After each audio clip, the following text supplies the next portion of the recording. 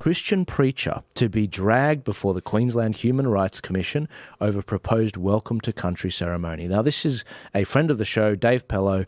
They're basically, he was asked at an event, why don't you do the welcome to country welcome ceremony, which is basically, at the start of the event, you say, well, we recognize the emerging and past and present and whatever of the people on this land. And he's being taken to court over it. Now, he held a live stream last night to raise funds for John Steenhoff, who is running a lot of these actual campaigns. And they raised over $150,000 through Give, Send, Go, just so that they could fund a lot of these pushbacks, which is really encouraging. But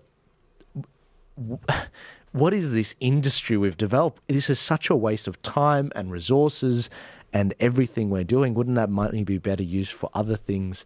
But we're just fighting with each other, and the only winners are the lawyers. It's nuts. Why are we making people like this a criminal? Now they're getting, he's been for not saying something. So people are getting offended because you didn't say it. Yeah. So it's a sin by omission. Yeah. Really. Bend the knee. Pledge your fealty. This is absolutely antithetical to fundamental Western values. You have what they call the difference between positive rights and negative rights. You have the right not to have your rights infringed upon you. You do not have you cannot be compelled to provide, give, or say. This is not something. This is absolutely antithetical to the Western ideals that have built what we have. This idea that offense comes above your fundamental right to think what you want is insane.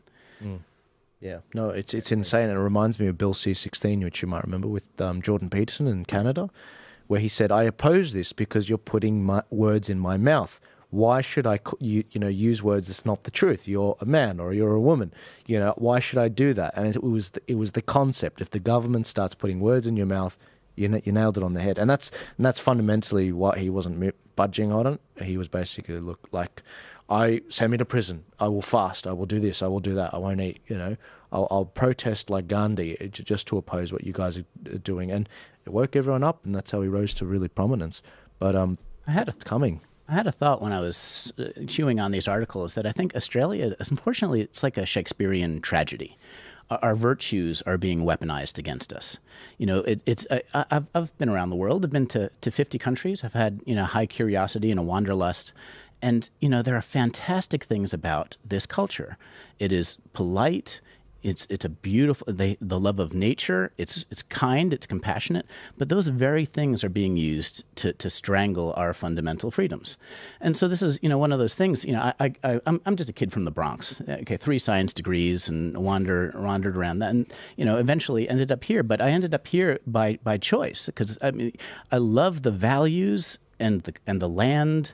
And it's so sad to see those things truly weaponized against the people and what the country is about. And that's the nature of the Shakespearean tragedy, is that your values are weaponized against you. Now, the one thing about New York that did, you couldn't walk 3 blocks without someone trying to scam you. So you're always kind of on the lookout for how someone's trying to take you. When it comes to these Aboriginal land grabs or the people trying to weaponize your compassion against you, that's when a little bit of New York training kind of kicks in. Forget about it. What, are you kidding me? Yeah. And I really think that we could use, unfortunately, a little bit more cynicism when it comes to how we're being played, because really got to wake up to the game. There's a few more, New York sayings I can think of as well.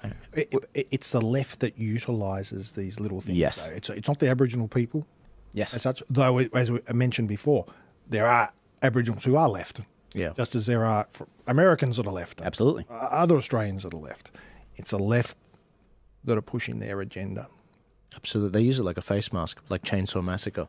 But it's the right that continue to operate as if they're still this lord and this is the way things used to be. The right continue to operate as if it has an entitlement to what the future was because they look at the past and they say, well, therefore, ... this should continue. No, it is all up for grabs. And we're in a diverse, multicultural, tossed salad we are starting to approach. Who do you share your views and values with? Where's your pod? because you don't get to say, oh, we're all sort of part of the same pod. Those other pods don't want you. They're their own pod. They've seen you, they've assessed you, and you're not socialist enough, you're not diverse enough. You know, whatever it is that you aren't with them, you've got to now find who your people are. So not the melting pot, but the tossed salad. Exactly. That's where the left is now moving it to. No, really, this Muslim votes matter. Their seminars that they're holding, we're no longer melting. Toss salad. Yeah, it's nuts. It's nuts, and it's that. It reminds me of that. You know, speaking of Candace Owens, it reminds me of what she said. You know, the most dangerous day in my life was when I stopped thinking with my skin, and I started thinking with my brain. Essentially, was what she was saying, and that's the point. It's like if you're an Aboriginal man or woman, you're not meant to think certain things. It's the same reason why it's silly to think that I would think the same way as a Muslim that looks like me. It's silly, and that's the funny thing about the Muslim world. They don't think the same. They've got Shia, Sunnis, Alawi, different denominations, and the same with the Christian world. You've got Protestant, Pentecostal, you know, Coptic, Anglican, Catholic. I mean, it's nuts. And it's like, oh, no, if you're this, you have to think the same way. It's a trope. It's race hustlers. It's religion hustlers that are driving this because there's money in it. There's lots of money in it. Grants. There's anti-terrorism money that you can get through grants in Victoria. There's money with regards to, you know, these Aboriginal grants that never make it to the grassroots. And that's what people like Alec Dumaji, head of his tribe, actually say. He say, it's not getting to us, Joel. That 40 billion, it's not going to us. It's going to people in Canberra. Where's the trickle down? No trickle down. I have this discussion about race all the time with people, and I try and discuss generally with race is such a broad term these days, so pretty much everyone talking about race that isn't calling someone racist is now racist. Yeah. But I have this discussion about race all the time, is that Christian is a very broad church now. It includes a lot of people who don't believe in God. And it includes people that you would be identified as a Christian. If someone would look at you and say, oh, you're a Christo-fascist or whatever it is now.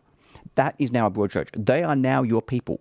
So it really is about identifying who is part of your in-group in that broad, it's a broad Western Christian, whatever you want to call it, and who isn't. You're in or you're out. What's your in-group?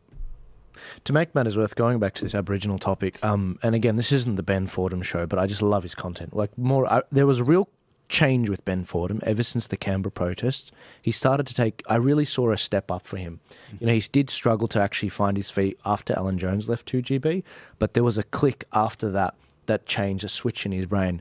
And I've seen his stuff, and more recently I've been very impressed by the research.